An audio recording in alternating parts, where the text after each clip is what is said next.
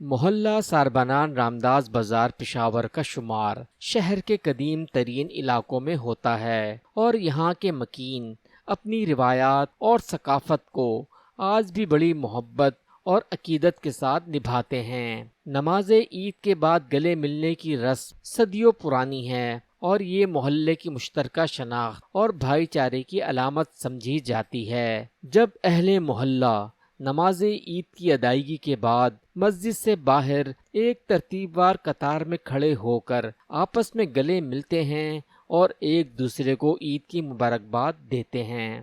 قطار میں چھوٹے بڑے جوان اور بزرگ سب شامل ہوتے ہیں اور سب ایک جیسے جذبے کے ساتھ شریک ہوتے ہیں۔ گلے ملنے کے دوران لوگ ایک دوسرے کو عید مبارک کہتے ہیں۔ محلے کے چھوٹے بچے بھی بڑوں کی پیروی کرتے ہوئے اس رسم میں حصہ لیتے ہیں اور اپنے دوستوں کے ساتھ خوشی کا اظہار کرتے ہیں۔ نماز عید کے بعد گلے ملنے کی یہ رسم محلہ ساربانان رامداس بازار کی قدیم تہذیب اور ثقافت کا حصہ ہے۔ محلہ ساربانان رامداس بازار کے لوگ آج بھی اس رسم کو پوری عقیدت اور احترام کے ساتھ نبھاتے ہیں اور یہ ایک ایسی روایت ہے جو نسل در نسل منتقل ہو رہی ہے۔ محلہ ساربانان رامداس بازار میں نماز عید کے بعد لائن بنا کر گلے ملنے کی یہ رسم ایک خوبصورت روایت ہے جو محبت، اخوت اور بھائی چارے کی علامت ہے۔ یہ رسم محلے کے لوگوں کو ایک دوسرے کے قریب لانے